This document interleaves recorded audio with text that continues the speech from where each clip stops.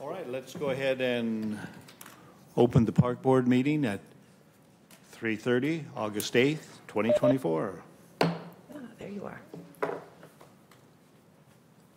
All right, we have roll call. You've got all the members, Sarah. We have Hannah and Jennifer. Welcome, both of you. I guess that's who we have. All right, no additions or deletions to the agenda. So then we will go to the public comments. And Garrett does have one public comment to make. So. Yes, I would like to read one public comment into the record for the representatives from the Spokane tribe that were working on the Sinhumene Island MOA with us that cannot be here today, but I would like to at least read this.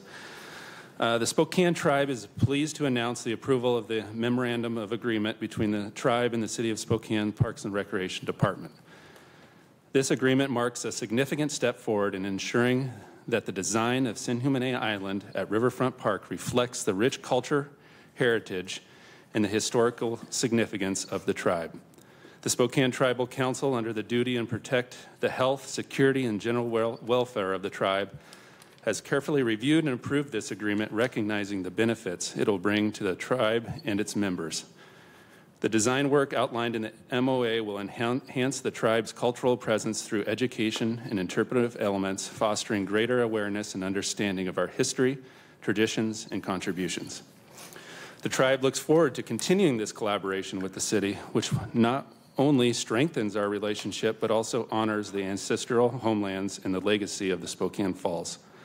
This partnership embodies our shared commitment to preserving and promoting the tribe's enduring cultural heritage within the heart of our traditional territory. Thank you. Thank you. The memorandum that Garrett was referring to is on our consent agenda today. I think it's number 4. So, all right, we will move then to the consent agenda. We have 4 action items on this agenda. Is there any board member that would like to edit this current agenda? If not, I will move to approve the current consent agenda as listed. Is there a second? Second. Second. Barb and Jerry both? Oh, it's all yours. Thank you. So it has been moved in second. All those in favor respond with aye or raise your hands. Aye. Aye. Aye. Any opposed? All right, that passed unanimously. So then we will move to special guests. And today we have Owen Espersa, and he's going to do an update on the Spokane Youth and Senior Centers Association quarterly update. Welcome, Owen.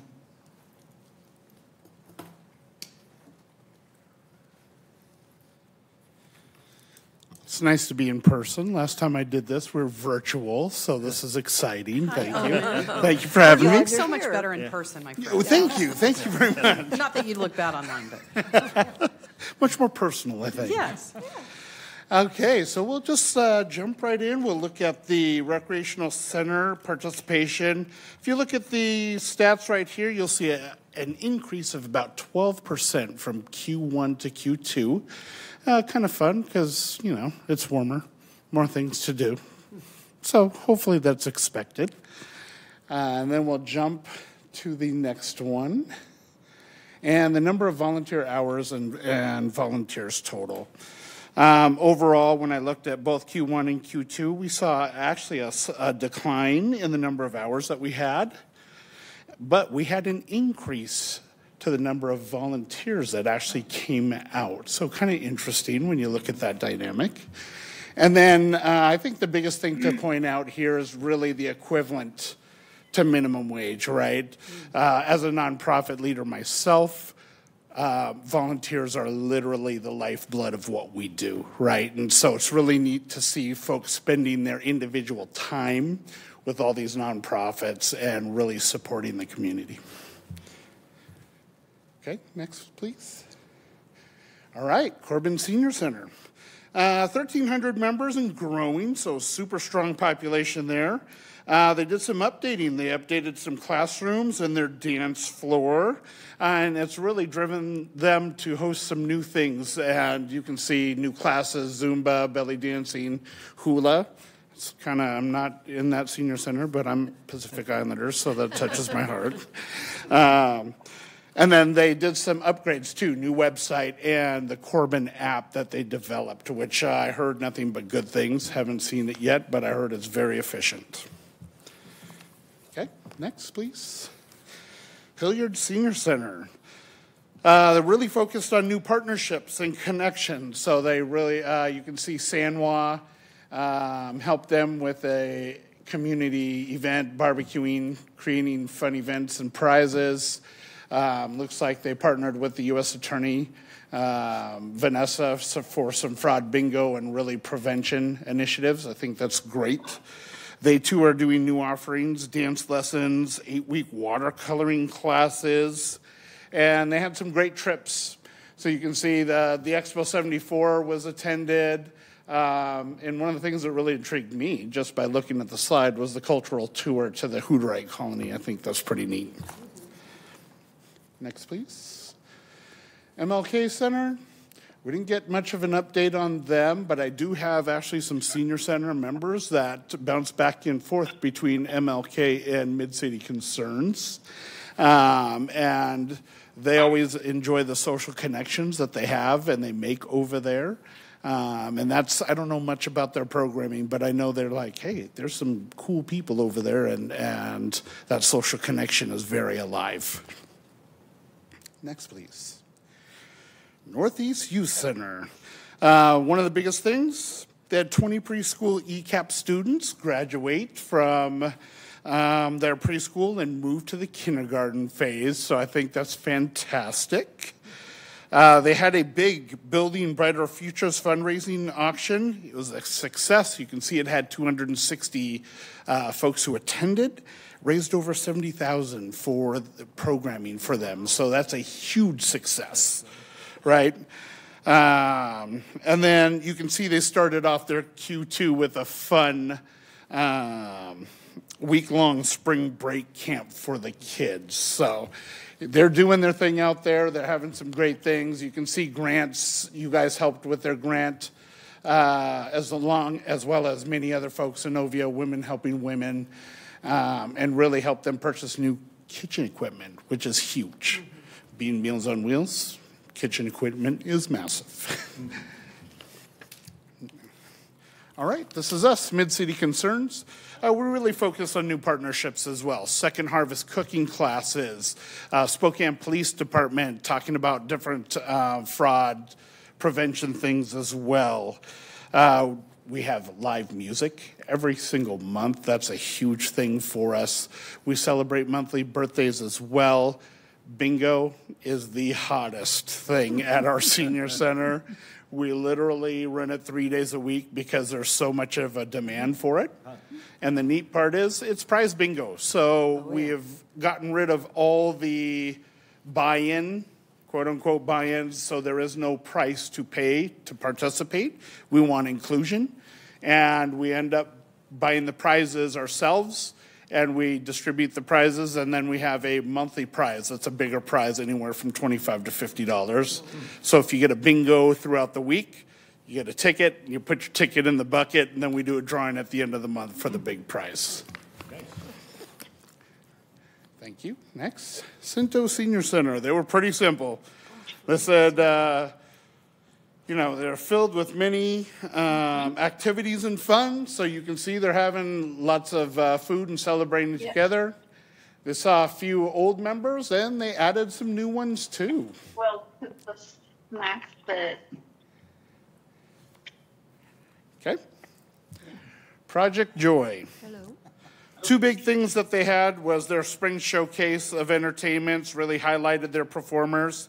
And then they had their annual membership meeting and provided entertainment and highlighted some recipients of the Marianne Herzer Award. I don't have any more information on what that award is, so I apologize. But they continue to get great feedback on their impact in the community.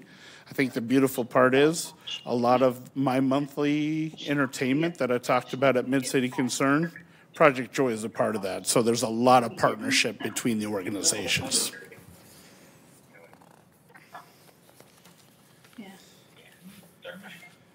West Central Community Center. West Central Community Youth Programs offer a safe and structured environment for children and teenagers, keeping them engaged through physical activities, social interactions, mentorship, and community involvement.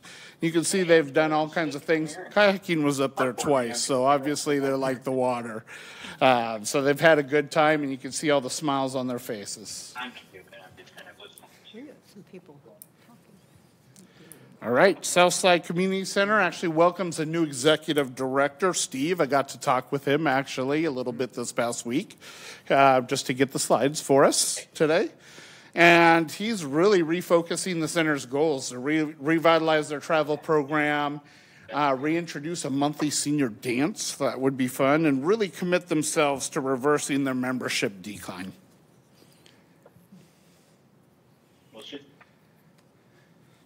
Southwest Community Center, spending a lot of time at Coeur d'Alene Park. Splash pads and the swings are the most popular thing out there, and you can see from the pictures they sent, that's exactly what he captured. And then they received a lot of donations helping their families with household items and clothing. We don't have one, I didn't realize. At the end, I just want to say thank you. You know, running a senior center myself and also Meals on Wheels Spokane, I want to thank the park board for the opportunity just to be a part of this group, number one, and all the support you give us, because we couldn't do it without you. Thank you, Any Owen, questions? for all you do. Oh, thanks, Thank Owen. you. This And is great. thanks to all your volunteers. As we know, you couldn't make it without them, huh? It's good to see you in person.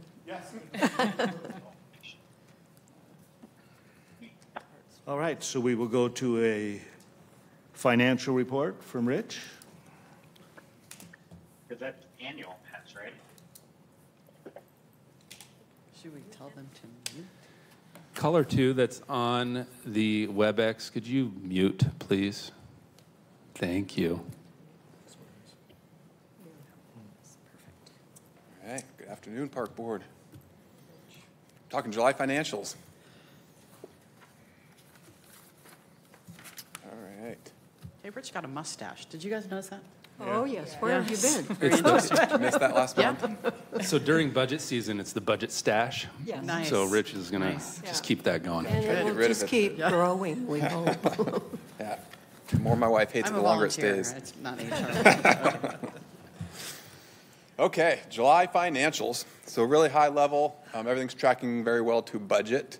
The first two lines are expenses. You can see tracking just a little bit below the 2-year budget average.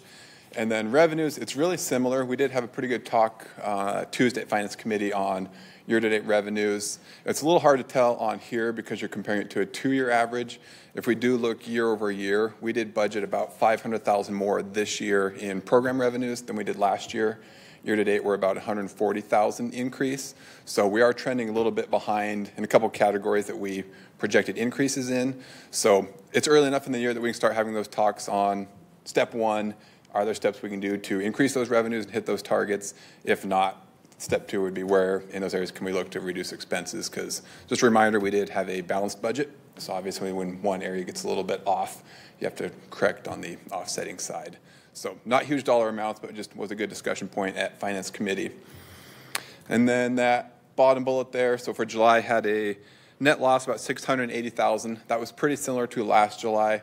I kind of run a forecast early in the year by month, and that was pretty in line with what was forecasted. We had a couple outliers. We did do a $200,000 transfer in capital, and then a transfer for the Merkel turf replacement. So those payments made it a little bit worse than what was forecasted, but really similar to last year's numbers and was really kind of part of the forecast. But you can see when you look from what that was last month, our total surplus for the year was about $1.6 million. Now that's down to about $900,000 to last for the remainder of the year. So you can see how that surplus can go up and dwindle fairly quickly.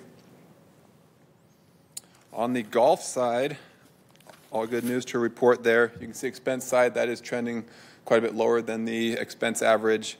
And then revenues, again, those are a little deceptive. It shows on here lower, but again, that's comparing to what was budgeted as a percent, and then a 2-year average. Actual dollars earned are higher than both the prior 2 years. And then you can see the differential there on that right-hand column. So golf's at 74% of budget for revenues, 53% for expenses. Had a couple capital expenses last month. total about 180,000, purchased 2 mowers, and then a couple of invoices for the Qualtron restroom repairs. So year to date, that's in a positive position of about 1.2 million, excluding the improvement fee collections and the debt payment. And then just a quick look at the golf scorecard. First one there, you can see the rounds played. So just under 120,000 through the end of July. So that's still a personal best for the past 5 years for this time of year. And then I did add on the right there just a little snippet from our other dashboard that we look at. That's course revenue, less commission by course. So you can kind of see how each course is trending, since we always kind of just look at the roll-up of all 4 in one. And then similar look below, that's actual revenue to budget. So kind of the target there in black, and then it compares to last year as well. So you see still trending well ahead of what we budgeted and where we were at last year. And we did have some good budget discussions. I think Bob's going to primarily cover in his summary at the end. So any questions? Good job, Rich. No, thanks, Rich. Thank Thank you, Rich. Well done. Thank you, appreciate it. We've seen you a lot this week. Thank you for your time. We do have a special discussion items that Mr. Jones is going to present to us.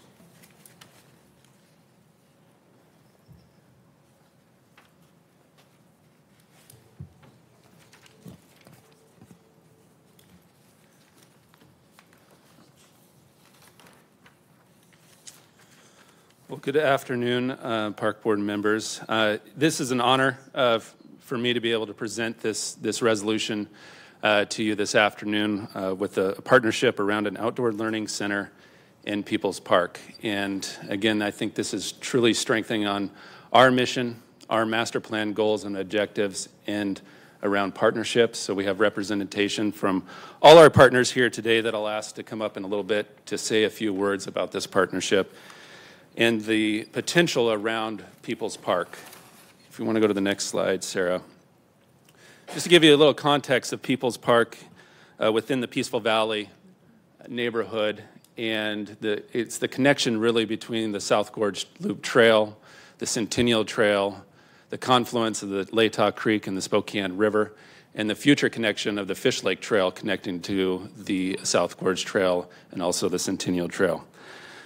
I would say we've visited this site a few times with our partners and completely blown away of this natural and historical asset that we have really and truly in the middle of our downtown, and being able to build on that in the future and create that activation as one of our huge goals.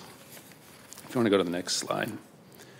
When we talk about the idea is really around Native educators leading cultural activities on this land, providing language and cultural experiences to students farthest from this type of opportunity with the utmost cultural integrity by connecting with them with the land, language, and traditions. And then we all know, as far as the business that we're in, of promoting the physical activity and mental well-being of our young students and encouraging that recreation and using in the assets of our outdoors, reduces the stress, improves our academic performances, and then really supports the health and wellness of our youth and our families. Fostering a deeper understanding of the appreciation of the environmental science, ecology, local ecosystems, and the indigenous culture.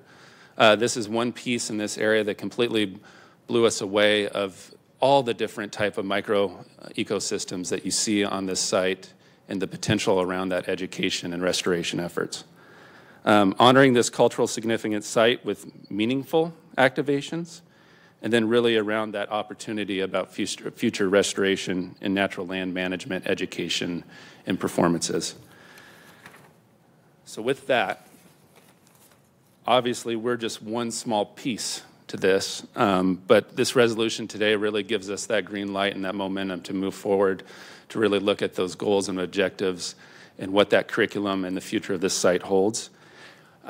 With our partners today, I first want to introduce Adam Swinyard from the Spokane Public Schools as a huge, strong partner with us at the city, Parks and Recreation. And then I would like to invite up Cree Washula from We Join In, the nonprofit group that will be helping us with this effort, and then Devin Pion from the Spokane Tribe. Come on up, Adam.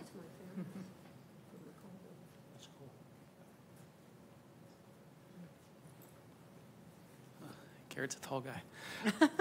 Jeez. Good afternoon, Park Board. It's an honor to meet with you today. First and foremost, want to thank you for your service and commitment to our community. Our park system and recreational activities for our youth play an integral aspect of the well-being and the successful growth and development of our kids. The pandemic taught us many things. One of the things it taught us that we will carry forward with us is how ambionically connected we are, and how truly our youth benefit the most when we work together through partnerships. And we're very grateful on behalf of Spokane Public Schools to be in conversations like this one on how we can continue to strengthen our partnership and access the incredible infrastructure that you provide our community, as well as develop programming and opportunities to address access to get kids connected to really the range of experiences that you provide. And I really believe that the mission alignment, particularly at this moment in time, and how critical it is to get students outside into the natural world, off of screens, so that every day, every kid is out of their homes, out of their schools, experiencing the world and experiencing each other it really can't be understated at how important it is. So we really look forward to opportunities like this, as well as other future opportunities to really create those connections and those linkages so that our students are able to access so many great opportunities. This particular project, as Garrett mentioned, is particularly exciting, not just for the cultural significance of that space and the opportunity to provide programming for students that is grounded in Indigenous culture and learning, as well as the STEM aspect that is really limitless. As a local boy, it was actually my first time in People's Park, and I was quite taken back by the multiple ecosystems and the just vast opportunities for us to connect kids to the natural world. With how much kids are on devices, they have become so, they have evolved so much to needing very high stimulus experiences that are very experiential. The days of sparking learning and engagement through a textbook, those days are long gone.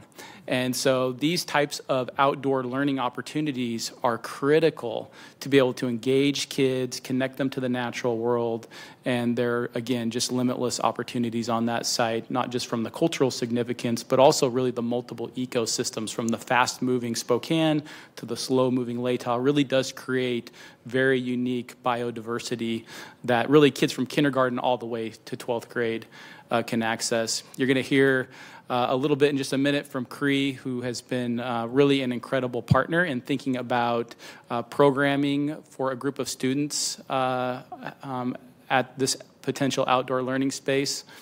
In addition to that, we're really excited to bring students throughout our school system, our 57 sites, working on what programming can look like to get a large number of kids on a regular basis. We used to have to really limit how much we move kids around the city. It's quite expensive, as you can imagine, to transport a whole grade level. You move 3,000 kids from one place to the other. It gets really cost prohibitive. There is amazing opportunity with STA and the free transit they provide youth to open the city up to our students and open it up to our educators. And lo and behold, there is an STA stop in such close proximity. So again, the opportunities are limitless for what this space can provide, and we're incredibly grateful for the partnership and incredibly grateful for your consideration of this particular aspect. Thank you. Thank you, Adam. Thank you, Adam. Now I'd like to introduce Cree.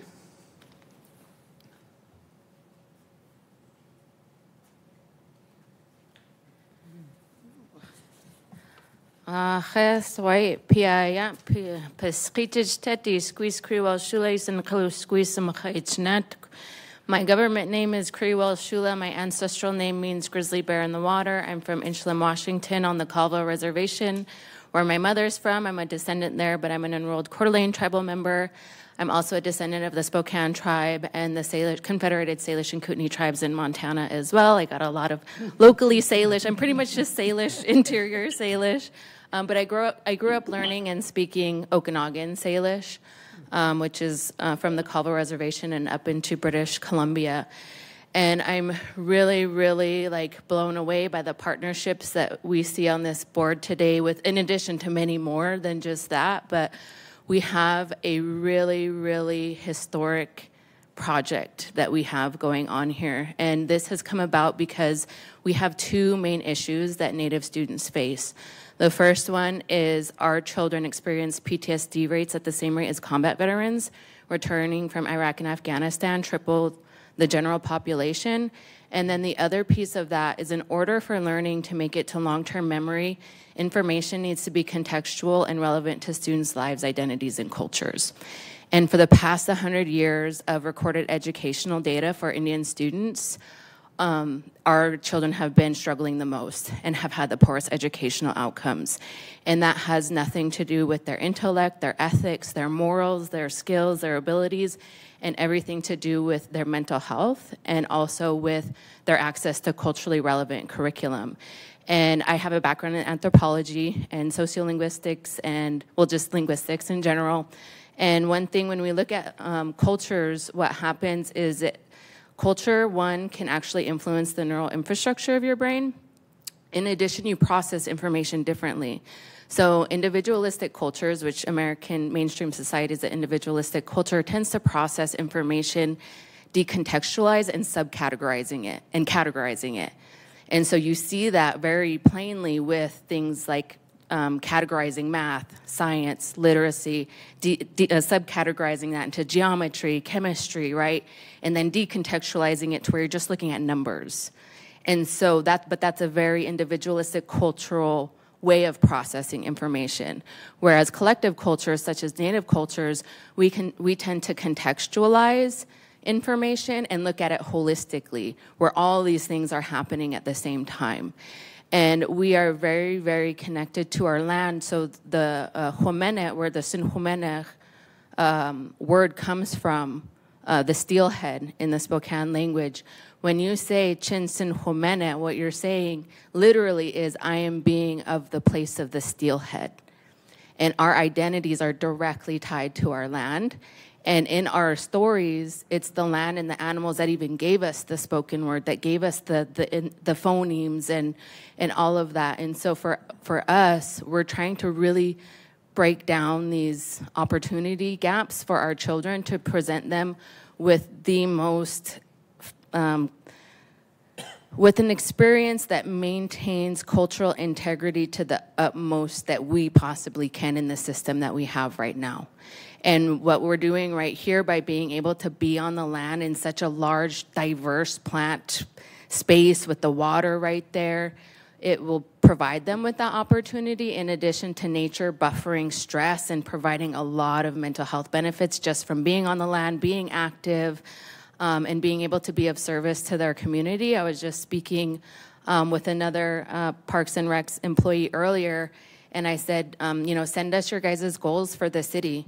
Whether that's planting trees to cool neighborhoods down, increasing air quality, because we have gaps to help you fill. We have knowledge that there's gaps in Western science, and we can align our education for these kids to help support that, because that's what we do, is service to our community. And I have an opinion that Indian people are a keystone species, the same way when they reintroduced wolves to the Yellowstone Park, they saw an increase of plant life because the deer were, decimating the plants there. I feel like when Indian people are back in their land and doing what they do, I think that there's a big domino effect, right? It's not just beneficial for us, it's beneficial for our ecosystems, building relationships, and all that type of stuff. I could go on forever. I'm going to stop right there because I get carried away, but this is a pretty big deal that we have a possibility to host an event with MIT coming up in the spring.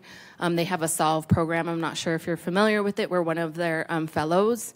We got a grant with them a couple years ago. So I think that this is like really going to create a path. And there's going to be a lot of people really interested in seeing how this goes and hopefully replicate it in other parts of not just the state, but the country.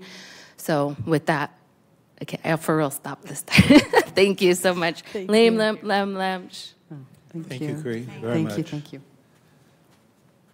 Thank you so much, Cree, for the words. And next we'll have Devin Pion from the Spokane Tribe.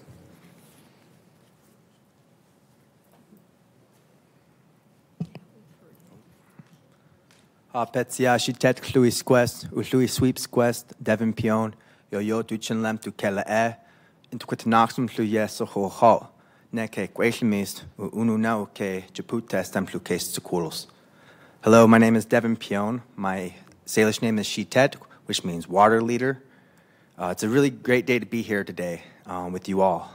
When we gather like this, when we work hard like this, it's how we respect not only ourselves, but our work and our people. To echo my slacht, we are symbiotic with this land. And to be back home, speaking our language, interacting with it, it is healing unlike any other. A couple of years ago, I was able to go to the UN and talk about how this decade right now that we are in is dedicated to indigenous people, to saving their languages. So a lot of things are coming together. Just like at that confluence, there's so much support, a community effort that is going on here to help our land, to help our water, our animals, and each other. From salmon reintroduction to language revitalization, there's a lot of healing that's happening right now. And I see this as the next step. And I'm just honored that this could be happening on our homelands of Spokane people. This is truly good medicine. And to witness it is a gift I never thought I would see when I started my language journey. I didn't have a chance to grow up with my language. It wasn't until I was 22, 23 that I started learning my language again, and it brought this healing. So I can speak from being without my language, the immense transformation that it provides you. So now, through the work, through the language, through the land, we are able to heal and to help each other. We can't help anybody until we clean ourselves up and help ourselves. And so this is the step on our road with each other. Lem lemsh, Shay. Thank you. Thank you, Devin. Thank you.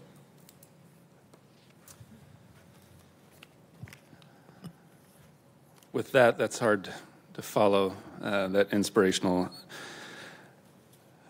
speaking from our partners, but I did want, just to briefly mention, I won't go through the goals and objectives, but how many of these goals and objectives hit our master plan in this next slide. And it's pretty amazing through that process through working with our partners and our citizens of how we can relate this type of partnership and how many different goals and objectives this can achieve for us in this community. And really, so to close on next steps, today we would be looking for support of this resolution to really give us that momentum to continue this partnership. And that's really around establishing and continuing to refine those joint goals and objectives, working on the phasing and timing of what that would look like as far as the curriculum and how that site is activated, and looking at different design concepts of how we move our children, our youth through this site and engage them with the landscape. Explore other recreational program tie-ins as well. Other community outreach, gathering feedback. I was able to reach out to the Peaceful Valley Neighborhood Council as well and talk over this concept, and they're excited to be a part of this journey with us as well.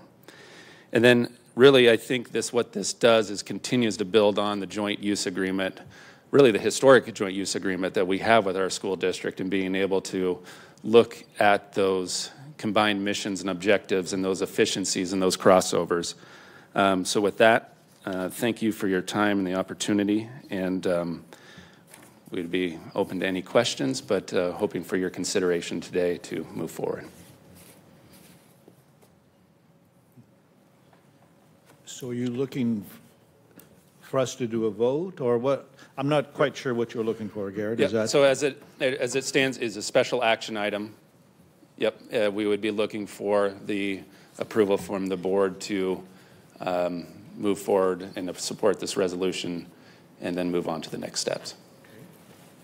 I can make a motion I'll second it. Go ahead. to resolve for full park board's approval, support of exploring an outdoor learning center at People's Park, and to move on to the next step of design. Yeah, I think it's just refining, the details as far as timing, phasing, what does this program look like, and then keeping the board, of course, involved during that process as we continue to kind of refine those details. All right, Barb has a motion. Is there a second? And then we'll do comments after, or questions, comments after that? I'll second. Second. Second by Kevin. All right, any comments? Comments from anyone, please? I think it's a wonderful project. What a privilege to be a part of something like this. Thank you for everybody's hard work. Agreed. Wonderful. Thank you. I would like to say thank you, especially to, well, all of you.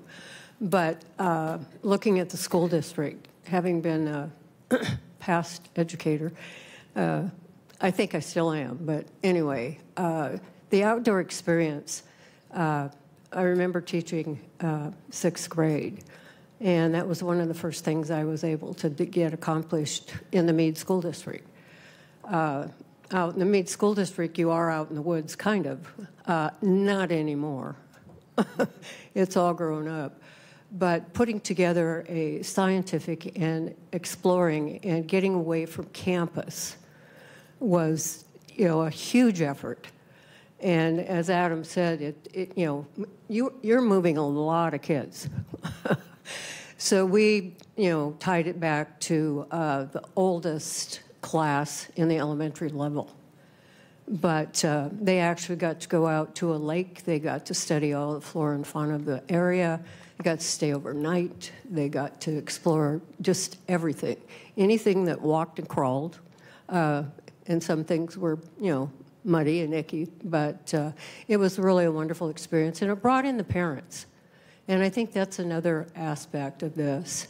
Parents are always eager to support their kids, whether it be a grandparent or the actual mom and dad, so aunts and uncles as well. So I'm thrilled. And the only caveat I have is that while we do this, when it does get started, that I get to go visit. Thank you. Certainly, and I want to thank you for presenting this wonderful opportunity to us for building community, for making our community a better place. I can't say it all as well as you did, so I'll leave it with that, but we'll go ahead and leave it to you, Barb, then, with the motion. I just wanted to say thank you to all of you for being here and for presenting. These are why we choose to be on park boards, so we can meet our friends and our other volunteers out there, so thank you. Yeah, I think it's really cool, and the fact that so many groups have come together to collaborate on something like this is pretty incredible. I did have a question. I know it's very early in the process, but have you discussed timelines, kind of when you're thinking at all, or is it just too early to even speculate? Tomorrow. We get Adam back there kind of smirking. I know we want to have some type of activation, some type of curriculum, hopefully this fall. Wow.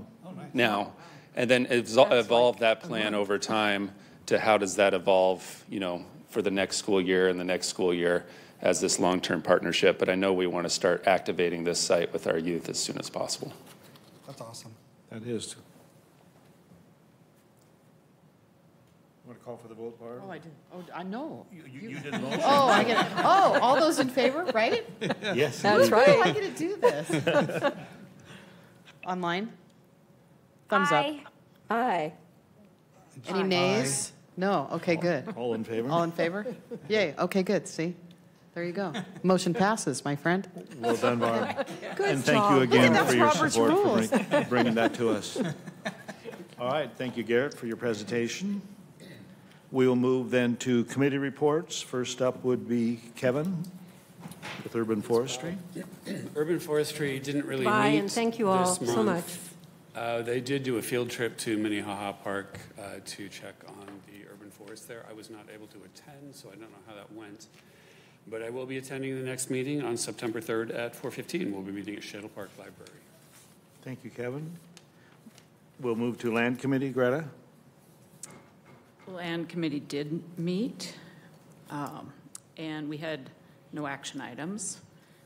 We had a couple discussion items that had to do with the Vista easements. One was a request for a new easement, I guess in Highbridge Park, but it's in Brown's Addition on Coeur d'Alene Street. So we talked to them about that. Not an action item, just a discussion item. And then they also told us about some work that they plan on an easement up north near Indian Trail. And then we had a report from Al on the green area maintenance update, and apparently things are going well. They're working out some bugs. The budget is still good, and they're happy with the progress that they're making. The next Land Committee is 3:30 p.m. on September 4th at the Shadle Park Library, which is a new location, or virtually via WebEx. Thank you, Greta. The Rec Committee, Sally? Yeah, the Rec Committee met on, we had an action item that you've already approved, and that was on the athletic field rental fees and sports field improvement fee increases.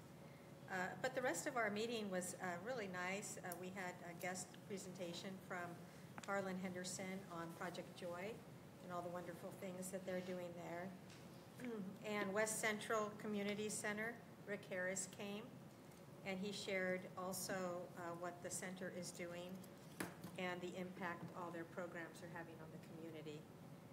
We discussed the MOU that is being worked on between Parks and Rec and the Spokane Pickleball Club. And the purpose of this MOU is to just formalize what we're already doing with the relationship between our two groups, similar to Evergreen MOU.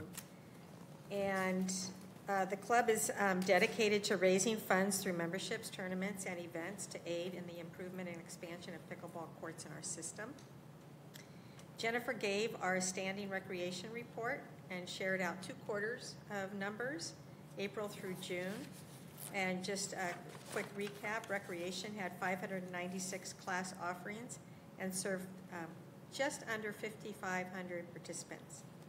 There were more class offerings in 2023 quarter 2, but in 2024 we actually had more participants, highlighting the efficiencies that the recreation team has worked so successfully on. Fiona gave the recreation marketing report and shared a fantastic video that is linked to the online minutes. It's just 15 seconds, but it's really great. If you haven't seen it, I recommend you click on that. The next recreation committee meeting will be September 4th. We have changed our time to 2:30, so we are going to be in front of Land now, and we will be at Shadle Park Library. Thank you, Sally. Riverfront Park, Jerry? Yes, we did meet, and our action item is on your consent agenda area, so if you have any questions, once you get through that, I am available, so if there's anything you need clarified, John can probably help you as well. But lots is happening and has happened, obviously, in July. So we are kind of hopefully winding down some things. But on the other hand, no, I don't think so. We're starting up some others. So John has a recap for us, and I think we'll enjoy seeing that. Thank you.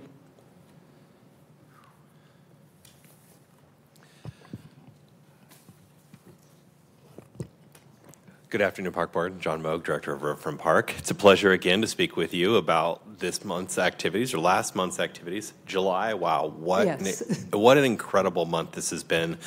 I reported last Park Board about the 4th of July, and that was just capstoning the Expo celebration event, which was a great activity, and then it didn't stop from there. We continued into July with a fabulous month. And July, here, what you see in the picture here is a caption from our movie nights. And we really kicked off our movie nights. We had 3 movie nights. Next slide, please. We had 3 movie nights during the month of July, and we have a couple more coming up. We had Barbie, Bob Marley, One Love, and Wish. And what we're trying to do is create just much more of an experience than our typical movie night, stop in, watch a movie, and go. So here you can come and see the Barbie movie, but we also have trivia, we have clowns, we have face painting, we have red carpet, we have food trucks, and probably more. Staff is really trying to focus on the experience. And so you see a couple of the pictures here from the cutouts, and even our Rangers participated in the opportunity and wore some pink feather boas. Yes, so that's fun. Just great. Next, please. Just covered that. Next, please. So one of the cool things that we did, and we're going to really try this, right? We're going to try the video. So there's a video here. I'm not sure if the sound will go through. But one of the new activities that we started this month is Family Skate Night. We are trying to activate this skate ribbon during the summer in a whole new light. So we partnered with Skaters of Spokane, DJ Rhodes Throw, and offered 3 nights. In fact, the last one is tonight. So if you want to go right from here to the skate ribbon and get your 90s on, you can do it right now. It's possible. Yeah. Could you imagine? You heard it here. Right. So one of the things I really like about this is that we're trying to set a new kind of feeling or vibe at the ribbon and invite crowds down. And so this is a departure from kind of typically how we market things. And so the video showcases that departure. And it won't work. Ready, set, go. So close. But what I would encourage you to do, if you follow Riverfront Park on Instagram, go to Instagram. We have this video there. It's a really cool video, and it shows kind of how we want to transition and position the skate ribbon. So it's really cool. So you can kind of see some of the video. There it is. It's not playing the sound. Oh. But it is a kind of a hip-hop sound behind it, and it was kind of cool. So I know, I'm disappointed. We'll get it to work. I promise I'll bring hip-hop back to the park board. Okay. Next, please.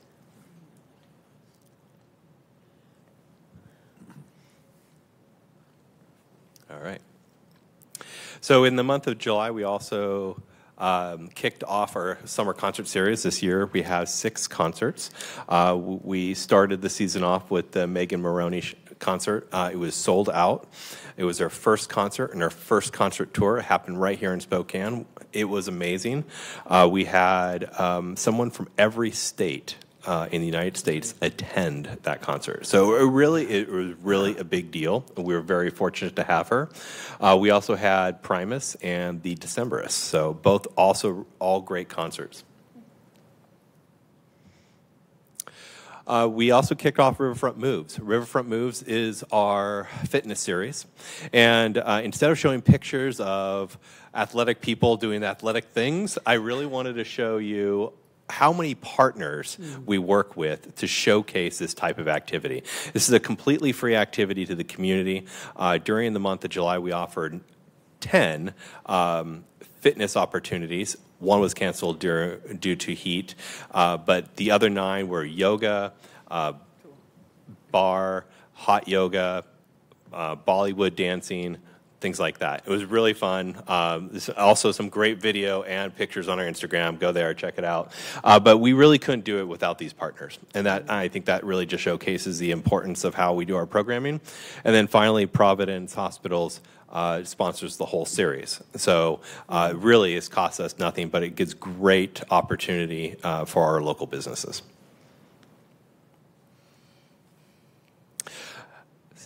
Stepwell, we all love it. Stepwell, I promise you we would be improving both the security and the beautification of the Stepwell and really owning it as part of a valued art piece in the park.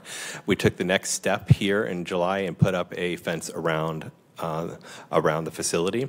It's an important one because this fence was done completely with philanthropic dollars. No public dollars were used, and so that's a good message. And we're going to next step will we continue to change the landscaping and grounds to really make it a nice attraction. The fence has already deterred a lot of vandalism on the site. Next, please. Happy 115th birthday, everyone. We celebrated the Louvre Carousel's 115th birthday with National Carousel Day.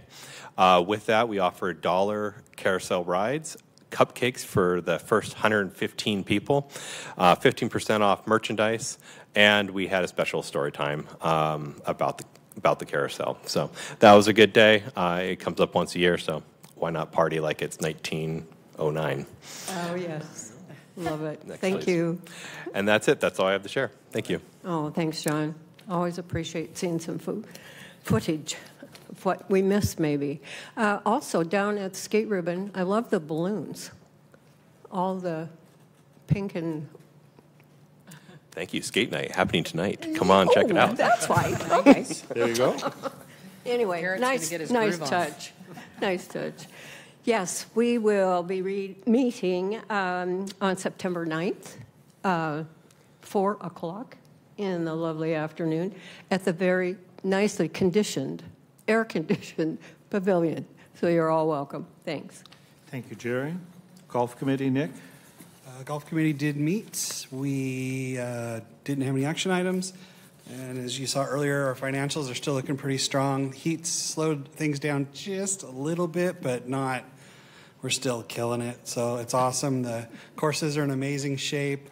Part of our, increase in cost, of course, is the water to keep them in amazing shape during the heat, but it's just, they're so nice and so affordable. So if you play golf, get out and play golf. If you haven't tried to play golf, get out and learn. It's an awesome sport. You're outside. It's beautiful. We also had some conversations about some possible upcoming capital projects that aren't quite ready for prime time yet, but hopefully we can talk about them here in the very near future. Very exciting projects that I think many golfers in the area will be happy about. So it was a good meeting, and our next meeting is September 10th at 8 a.m. in the Hive or virtual. Thank you, Nick. The Finance Committee met August 6th at 3 p.m. at the Hive meeting room and via WebEx. And since the meeting was a little longer than normal, I'll have a little longer than normal report for all. The trend of expenditures escalating at a higher rate than revenue has been monitored for the last few years, with the potential of general fund revenue transfers being decreased for 2025 and beyond. The need to take action becomes an imperative, and we asked for changes to be made in departmental operations. After Rich's financial presentation, we spent the rest of our meeting reviewing our current budget priorities and how it compares to the Park Board survey and the master plan community priorities. We definitely are relying on everyone's input from the Park Board survey. It's been very critical for us. The Park Board survey recap indicated repair and replace was suggested as 25% of the budget, and maintain and care was 28%. The capital budget is primary to these two areas, and yet we have reduced the budgeted amount to capital again this year. Jennifer Papich presented different options to reduce the overall subsidy to the aquatics program through a combination of fee increases and program reductions. We asked Jennifer to develop a budget using a combination of these options that were included in her presentation that would result in a $500,000 reduction in aquatics budget subsidy from the general fund transfer. So that will be worked on by Jennifer throughout the next month, her and her team. We also reviewed a listing of urban forestry employees and how their specific duties are allocated to departments other than parks. Parks Management was tasked with meeting with these other departments involved with the permit process and non-park land tree maintenance to develop a more equitable allocation of resources. So again, we got back to the priorities that we established through our survey, through the master plan, and those priorities were pretty close to being identical with the master plan as well as our survey. So the next finance meeting is scheduled for 3 p.m. September 10th at the Hive Events Room B. The DVC, Jennifer? Greetings, all of you. The Development and Volunteer Committee did not meet in July. We actually have rescheduled our meetings so that they fall on the Wednesday, the day before the park board meetings. So the next one will be September 11th in the pavilion, the air-conditioned pavilion, as Jerry said, at 4:15. All are welcome. Thank you. Thank you, Jennifer. So we'll go down to our reports, starting with the President's report. Jerry and I were honored to attend the all-staff Parks and Recreation meeting August 5th at the Shadle Park Auditorium. This was an effective meeting focused on providing information regarding the City of Spokane's current budget and how parks would operate within this environment. Questions were asked at the end that reflected a parks team proud of what they do and their understanding of the role parks plays in our community. And we're very appreciative being invited to attend. It's getting to be time to plan our next park board retreat. Initial thoughts are to conduct one in October or the first week of November. We'll work with Jason and Sarah to poll the board to determine the best time for the retreat. We want to definitely get it in by the first part of November. We still, again, we're wondering when our levy will be, but the timing, getting in before that first week of November coincides well with the levy if it goes as planned. So I will send an email to board members about determining the meeting agenda, including a board member's session before and after the scheduled agenda, board members only. I will include the reasons for that in the email that I send out. So the next board meeting will be Thursday, September 12th, 3:30 p.m. at the City Hall. So we can go with the various other reports.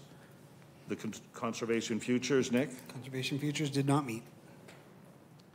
Parks Foundation report. Barb? Well, the Parks Foundation board did meet, and Yvonne was nice enough to send an update. So I have 5 items to share. It dates back to the June Summer Parkways event, which, if you remember that day, it was pouring rain. It later cleared at 7 o'clock, and so community members came out in full force. They had no complaints or issues, so that was exciting. They had 3 community pool parties at Cannon, Hilliard, and Liberty Aquatics. Send a huge thank you to Josh Oakes and his aquatic staff for making it all possible. They had a hot dog cart, Kona ice, and other snacks, free towels, sunscreen, water bottles, and sunglasses for all. There was even a clown, okay, for those that like clowns, and horses from the Spokane Mounted Patrol. They filled the pool to capacity, and the pool parties were sponsored by Providence, Molina, and Innovia Foundation. The foundation paid $5,000 Providence sponsorship for Riverfront Park Moves, and that came out of the campaign for Riverfront Spokane funds, and it's part of the Providence naming rights agreement. And this is the 4th payment of a total of 5 annual payments. They also paid $3,700 to Electric City for lighting at the Witter Pool and Lawn Bowling Green. And finally, $22,000 to Landscape Expressions for the Stepwell landscape in early May, and $28,000 to All Star Fence Company for fencing around the stepwell, which makes it a little bit safer. That's the end of my report. Thanks, Barb. Thank you. Councilman Bingle is on vacation, and I think until sometime in September, and he didn't send us a report, so we'll do without. Director's report, Jason. Thank you, Bob. Appreciate it. As you've heard throughout the meeting today, it's been a very active, fun summer. And in tradition of Spokane Parks and Rec, we like to finish summer strong. So most of my report today will not talk about what we have been doing. We're going to talk about what we will be doing in the next 30 days before we meet with all of you again. We're super excited that we hate to say goodbye to summer, but these are the things that are still left coming to us. We've been really excited about the expansion of our Corbin Art program. We quickly outgrow the capacity of that facility, and kudos to Jennifer Papich and her team finding ways to continually expand that program to satellite locations. We've done that this summer. We will continue to do that in the future. On that same note, we are going to try something new this year and sign up for a post-season swim lessons at Witter Pool, something we haven't done in a long, long time, if ever, which will happen after our open swim season ends, which is coming the 23rd of August. So you still have a few days to come check out the pools for free. Our splash pads will close additionally September 3rd. So a little bit of time left there for that. The often popular doggy dips are coming the 25th, 6th, and 7th of August. You can check our website for times, hours, locations, and fees. The Spokane Golf Championship starts the 23rd of August, brought to you, all of you, by Renaissance Financial, who's the underwriter of that tournament. It is sold out this year with a waiting list, which just speaks to its popularity. Barb, I hope you have a team in there this year. Not. Okay. Well, maybe the waiting list we can work exactly. work you up I'm on the waiting list. Work you up. So that's what's happening in recreation. Plus lots else. Riverfront Park, John did a wonderful job of talking about what they've been up to. I think kind of the one of the iconic ends to summer, beginning of fall is Pig Out in the Park. The 43rd annual Pig Out in the Park starts the 28th of August and runs through Labor Day weekend. 65 food booths, 45 public market vendors, and 150 free concerts. Lots to do that weekend. Super exciting. Park planning has been busy. The Highbridge Dog Park renovation is well underway with a hope that it will be completed sometime in October. Underhill Park Sport Court renovation will also begin later this month. Park operations has been busy working on the $100,000 maintenance grant that we received to fix up playgrounds that were in desperate need of repair. It looks like we have over 6 sites done with several more to go this year, so we're not done with our work. And if you haven't seen an upgrade in your local park, hopefully that's coming your way soon. Also, we want to thank our Spokane Indians baseball program who partnered to improve Grant Park's ball field here recently, and they worked with our park ops team to give it a just much well-deserved facelift. And finally, I know most of you are probably going right across the street to skate afterwards, but in case you're not, today is National Pickleball Day. Who knew? And we'd love to invite you and the community out to one of our 35 courts across 6 parks to enjoy some pickleball. So with that, that is the monthly report. Thank you for your time. Oh, Thank you, thanks, Jason. Any other comments, thoughts? Impressive. If not, we will adjourn the meeting at 4:33, and thank you all for being here and for your help with the meeting.